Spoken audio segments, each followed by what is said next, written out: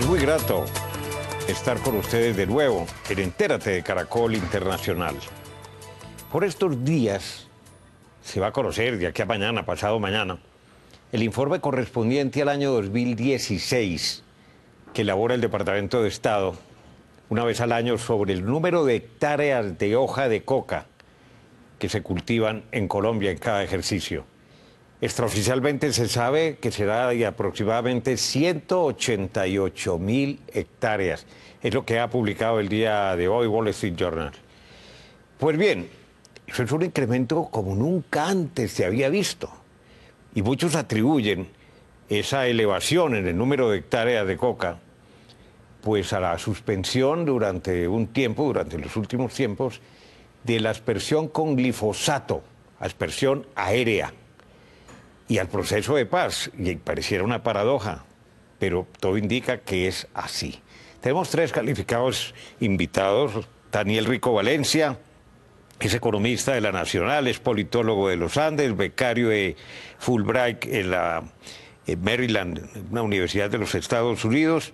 Tenemos también a Hernando Zuleta, es director del Centro de Estudios sobre Seguridad y Drogas de la Rectoría de la Universidad de los Andes. Es doctor en Economía, Universidad Pompeu de Cataluña, me imagino, en España. Y Juan Carlos Palou, que también es de origen catalán, es abogado de la Universidad del Rosario, tiene un magíster de la Universidad de Oxford. Ambos han trabajado en todos los organismos internacionales que quieran, profesores universitarios, autores de publicaciones científicas, analíticos, y por eso los hemos traído, para tratar de entender este fenómeno y saber qué le puede pasar a Colombia en el futuro de cara a su relación con un mandato presidido por Trump, y al mismo tiempo lo que eso puede significar para nuestra economía. Es que es muy vasto y muy complejo. Doctor Daniel, gracias por estar con nosotros. Darío, muchas gracias. Feliz de estar acá y aceptar esta invitación. Bueno, inicialmente le quiero empezar por usted.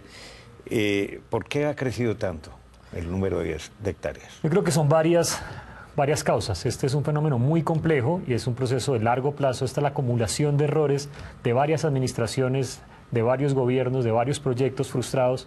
Y yo resaltaría un factor que es muy importante, y es que en cada una de las regiones de Colombia, en Nariño, en Putumayo, en Catatumbo, las causas son distintas. No podemos decir esto es un único problema que tiene una única solución y que aplica para todo el país, sino tenemos que bajar el zoom y mirar qué está pasando en cada comunidad, qué está pasando en cada región, y empezar a construir políticas públicas a la medida de cada una de esas situaciones. Doctor Hernando Zuleta, documentándome sobre este tema en particular, encontré que hay como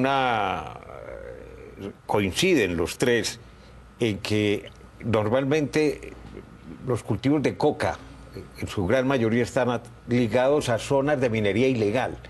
¿Por qué van de la mano una con la otra? Bueno, el asunto es que los cultivos de coca son evidentemente una actividad ilegal. Y generalmente se presentan en lugares donde las opciones de actividades legales son menores. Lo mismo sucede con la minería ilegal. Entonces, en lugares donde es posible la minería ilegal, hay cierta sustitución. Lo que vemos es cuando sube el precio de minerales como el oro, pueden caer los cultivos de coca porque la mano de obra se desplaza a esa otra actividad económica. Ese es uno de los, supongo yo, uno de los determinantes de los que hablaba Daniel hace un rato, y es por qué aumentan los cultivos. Depende de la zona. En zonas de minería ilegal probablemente el aumento de cultivos está relacionado con caída en precio de minerales. Sí, doctor Juan Carlos Palou, usted que es asesor del gobierno para la sustitución de cultivos, ¿considera que haber suspendido, incluso con la opinión favorable de la Corte Constitucional, una decisión, no quedó en los acuerdos de La Habana? De hecho, el gobierno, si lo estimara en un momento determinado, pudiera restablecer esas aspersiones con glifosato, teniendo en cuenta una serie de cuidados muy específicos? ¿No fue un error haber suspendido las aspersiones? Pues, Darío, realmente cuando uno analiza un poco la evolución del tamaño, digamos, de los cultivos de coca particularmente, uno detecta, por ejemplo, que en el año 2006 hubo una intensificación muy grande de la fumigación. Fue tal vez el año en que se ha fumigado mayor cantidad de hectáreas en la historia, digamos, de las políticas de control de cultivos ilícitos, y en el año 2007 se produjo un incremento muy fuerte del hectareaje. De manera que uno podría utilizar ese hecho como para demostrar que no hay una relación tan directa entre la caída de las hectáreas y la actividad de fumigación. Y la fumigación, pues efectivamente se suspendió particularmente en el Catatumbo en el año 2013 como consecuencia de unos acuerdos, pero realmente solo se suspendió efectivamente en septiembre, octubre del 2015. De manera que digamos, el proceso de crecimiento fue anterior a esa suspensión.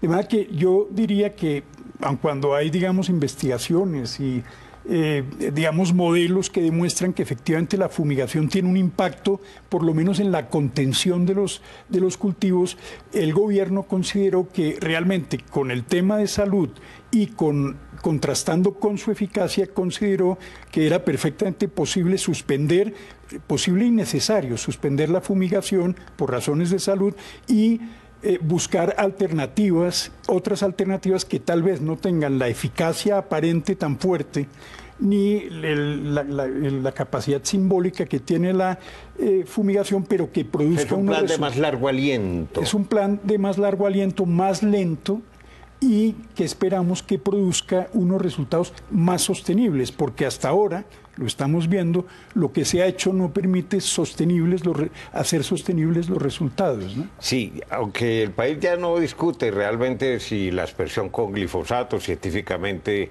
está demostrado que es dañina para la salud. O sea, en ningún sentido. Sí, que no es mala para la salud, tampoco es buena. ¿Cuál es como el último punto de vista en esa materia?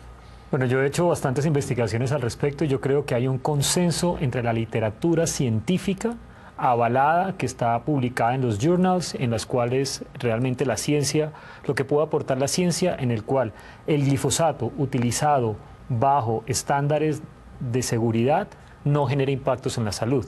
El 92% del glifosato en Colombia se utilizaba para actividades agrícolas legales. El glifosato es el herbicida más utilizado en el mundo, no solamente para controlar la coca en Colombia, sino para muchas otras actividades. Ningún otro país en el mundo ha tomado decisiones tan radicales como las que tomó Colombia en ese sentido. Ahora, el problema está en que en las sentencias de la Corte, en el auto 074 y lo que presentó el magistrado Vargas y en muchas decisiones jurídicas, lo que hacemos es que cogemos la evidencia científica, la leemos mal y la mezclamos con estudios de baja calidad, de baja rigurosidad o con opiniones o con elementos, y entonces ahí llegamos a una gran confusión de si es o no es y cuál es la carga de la prueba. Yo realmente no creo, y quiero poner claridad, no creo que la aspersión sea la solución a todos los males, que si volvemos a la aspersión y como decía Juan Carlos, estoy completamente de acuerdo, en los años en que hemos tenido más aspersión también hemos tenido mucha coca. La aspersión por sí sola no soluciona problemas, incluso a veces genera nuevos problemas.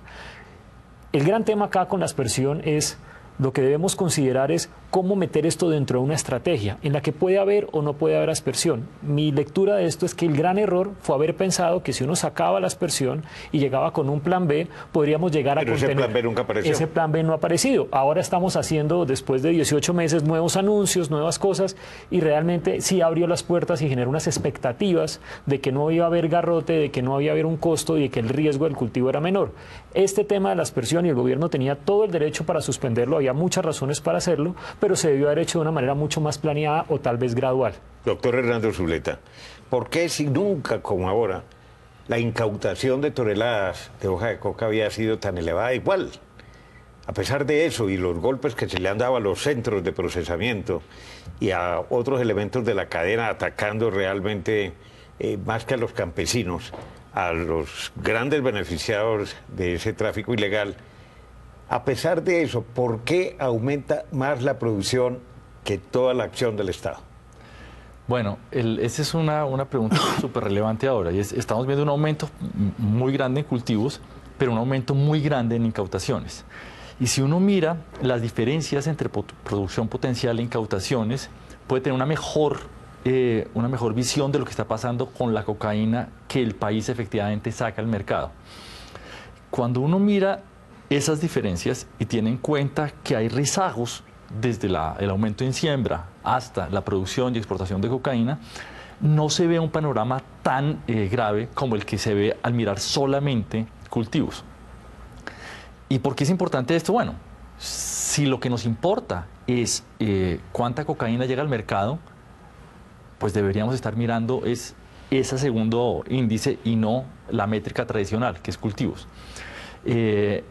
Infortunadamente es difícil tener una estimación precisa por varias razones, porque no conocemos, en primer lugar, no conocemos con precisión el área cultivada. Es una aproximación. Los sistemas de medición no son tan exactos y difieren mucho los 2 o 3 que hay, el que hacía Naciones Unidas. Difieren mucho, son imperfectos, pero además en cada región la productividad de la mata es diferente y los rezagos desde la producción, desde la siembra hasta la producción de cocaína también son diferentes. No conocemos mucho sobre las tecnologías de almacenamiento. Entonces, hay una cantidad de problemas. No obstante, creo que estamos equivocados en seguir utilizando la métrica de cultivos ilícitos si lo que nos importa es el narcotráfico. Creo que el problema de cultivos ilícitos es hoy muy importante desde una perspectiva de control territorial, pero ese es otro problema. Ese es otro problema que lo vamos a debatir al regreso en Entérate de Caracol Internacional. Ya regresamos.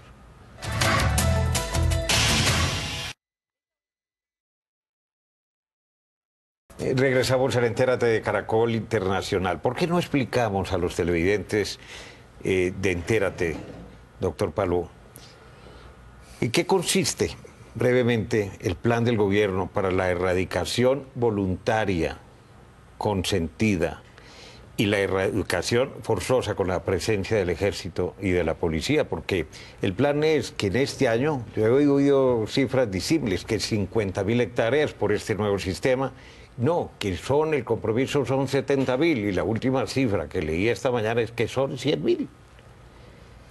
Pues mire, Darío, realmente pues la cifra oficial, incluso la que se ha presentado en estos días en Viena, donde hay una reunión del comité de la Comisión de Estupefacientes, es de 100.000 hectáreas.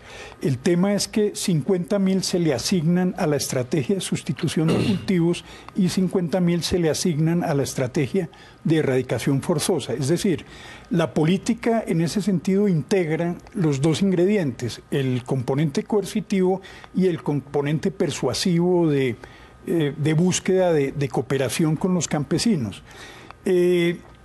Obviamente esa dualidad, digamos, de estrategias genera problemas, porque las comunidades consideran que o una cosa u otra, y si resulta que usted está negociando una sustitución de cultivos a través de la cooperación y aparece una erradicación en ese territorio, se genera inmediatamente la sensación de que están embaucando, como nos han dicho, a los campesinos, están diciendo mentiras, que la voluntariedad no es tan voluntaria porque hay una presión, y yo diría que, para ser honestos, hay que decir que sí.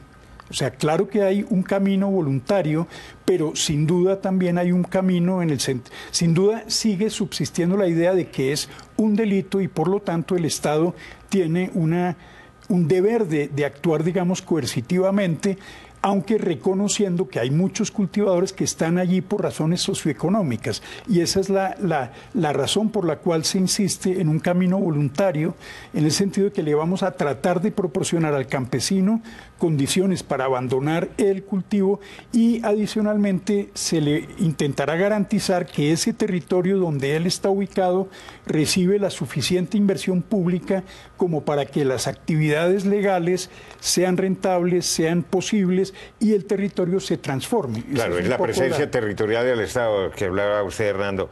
Pero, Daniel, eso que suena tan bonito, que suena muy bonito, porque claro, yo soy un campesino que he vivido toda mi vida y me gano 70.000 pesos diarios como raspador de hoja de coca, pues me dicen, mire, pero es que si usted nos ayuda a erradicar, a sustituir, y lo metemos en este plan de integración ya a la sociedad por la vía legal, para que usted siembre palma o para que siembre caucho, lo que sea, pues, lo que sea, y que además no sean tan demorados como los dos que yo he mencionado.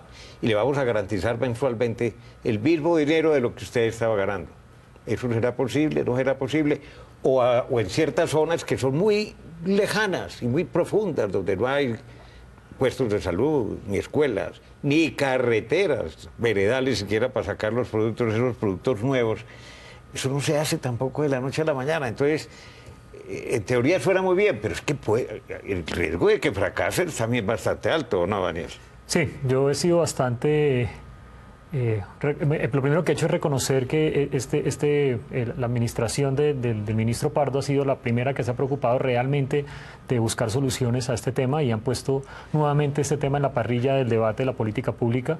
Esto estuvo durante 3, 4 años completamente abandonado. Nadie realmente se preocupó por generar programas de sustitución y es correcto hacerlo. De hecho, la sustitución es el camino correcto, pero hay que hacer sustitución y además, como puedo compartir los objetivos, realmente los métodos y los medios, yo no veo una sostenibilidad de este proyecto. Y no veo una sostenibilidad por 4 razones.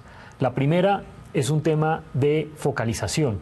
Y es que cuando hablamos de decir dónde se hace esta inversión, dónde van a estar estas familias, el tema es, estamos hablando de los campesinos que están a 2 kilómetros del casco urbano o los que están a 2 días del casco urbano.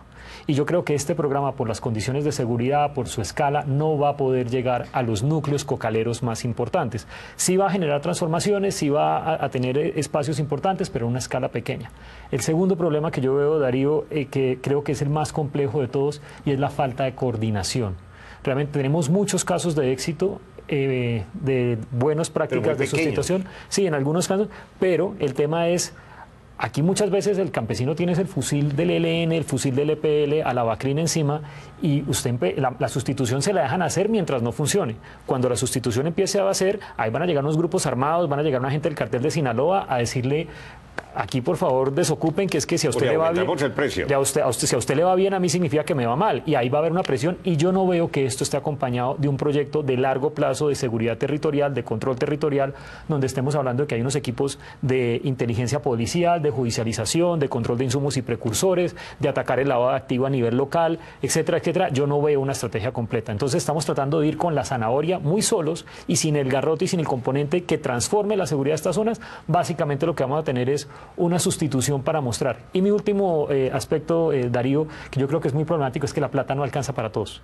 O sea, realmente tenemos más de 200 familias que dependen directamente del cultivo de la coca y además de eso tenemos un ejército de reserva de casi 800.000 familias que en algún momento han cultivado coca y todos tienen la misma expectativa, entrar en el plan de recursos. Pero 200 familias apenas, no, muchas más. No, tenemos en este momento más o menos estimados 200.000 directamente. Hay otras indirectas, raspachines y que generan esos procesos o que mezclan actividades legales y ilegales. Pero el ejército de reserva es mucho más grande. O sea, sumados tenemos casi 1 millón de familias que han estado y que podrían volver a cultivar coca si los incentivos son para así hacerlo. Entonces, y mi gran lectura de este proceso es como esta es la aproximación territorial, es muy dispersa. O sea, estos proyectos van a llegar a unas veredas sí, a otras veredas no, a unos municipios sí, a otros municipios no. Realmente no van a lograr transformar eso y vamos a tener más cultivadores insatisfechos a los cuales se generó la expectativa de que iban a recibir esos subsidios y no los van a recibir. Y que nunca han querido al Estado y al contrario, eran al ejército y a la policía como sus enemigos. Y eso lo van a capitalizar los grupos radicales en cada zona. Van a capitalizar, decir, mire, el Estado no le cumplió. El panorama, doctor Hernando, no parece fácil. Sabemos que fácil lo era. No, es un programa difícil. Dos anotaciones. El único gran éxito de sustitución a nivel internacional es el de Tailandia.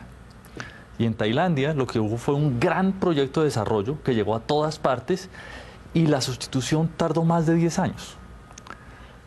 Eso es verosímil. Tailandia también no era un problema de subversión, digamos, no era un problema de orden público como el de Colombia, pero sí tenía grupos criminales en todas las zonas de cultivos. Ahora, ¿cómo se traslada eso acá? En mi concepto, independientemente de la presión de grupos ilícitos, un campesino no está dispuesto a sustituir completamente hasta no estar seguro.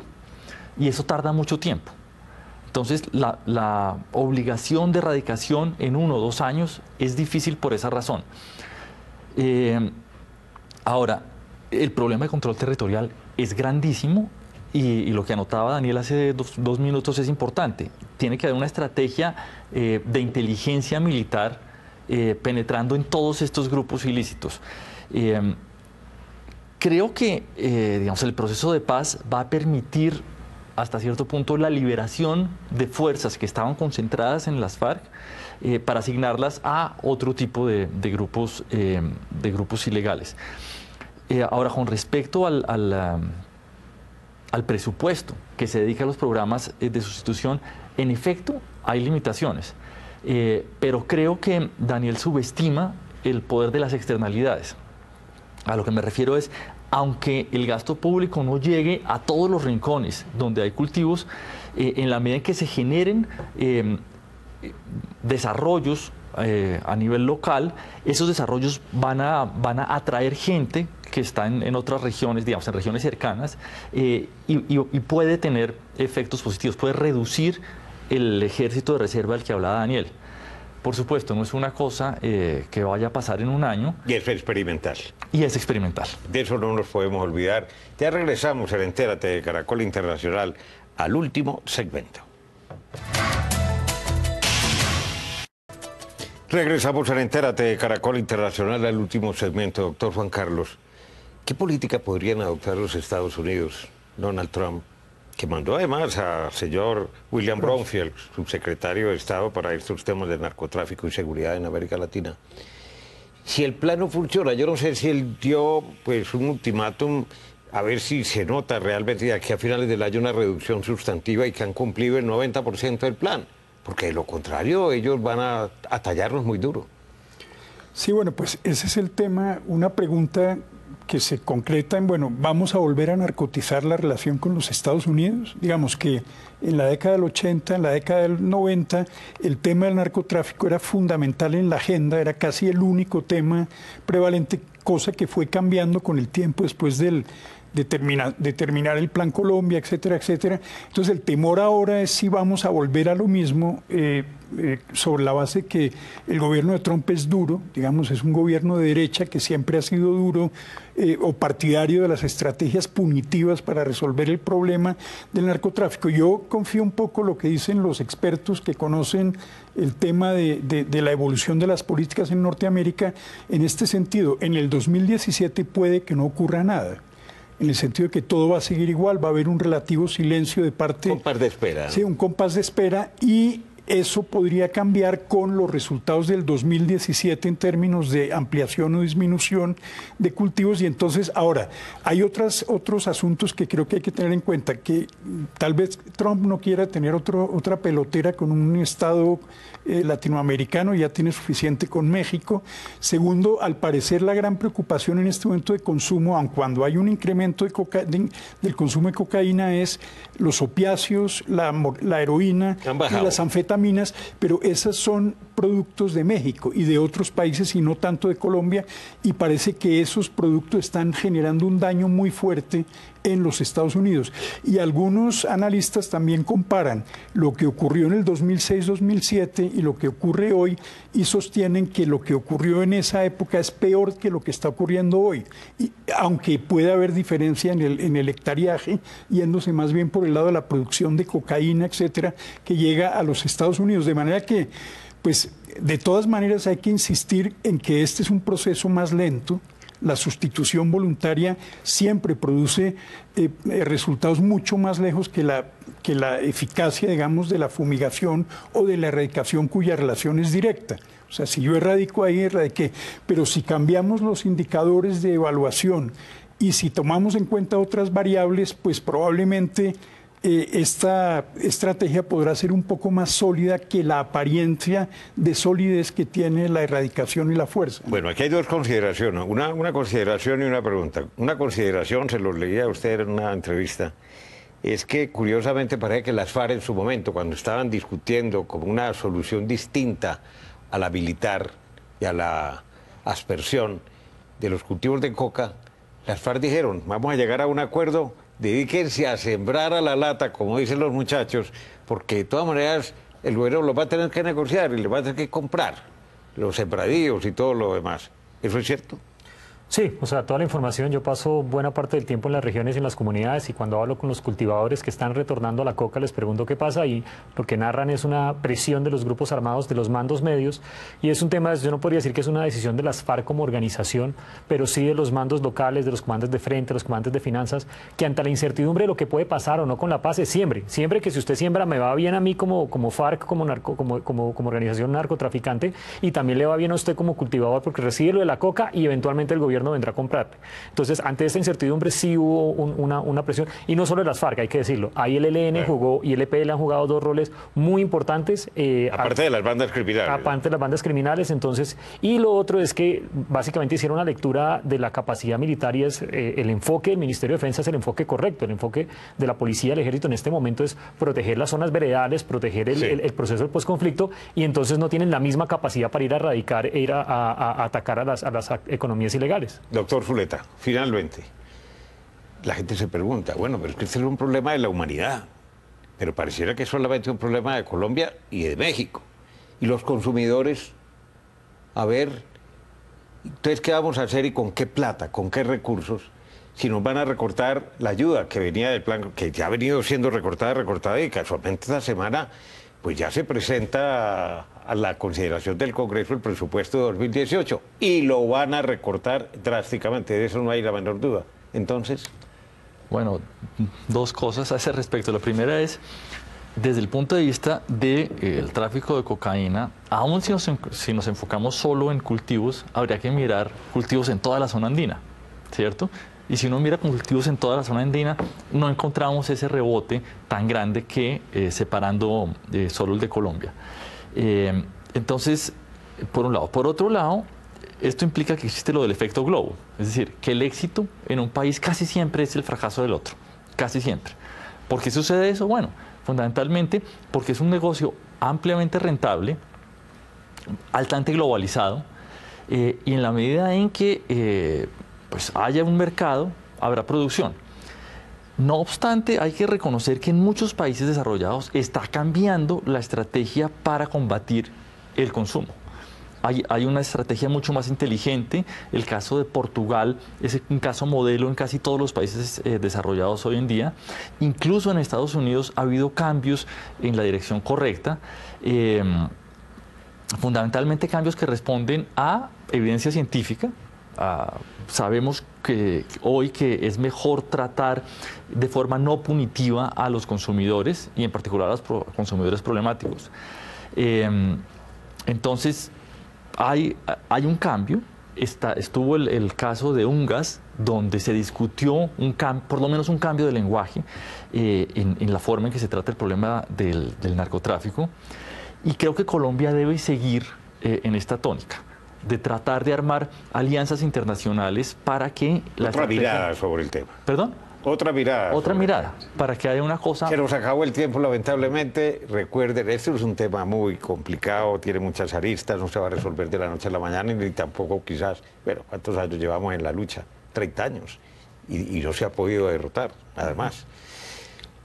Doctor Daniel, muy amable, muchas gracias, doctor Hernando y doctor Juan Carlos. Muchas gracias, Darío. Recuerden que ustedes pueden seguirnos en Twitter a través de nuestra cuenta Entérate Caracol, también pueden escribirnos a través del correo electrónico entérate@caracoltv.com.co.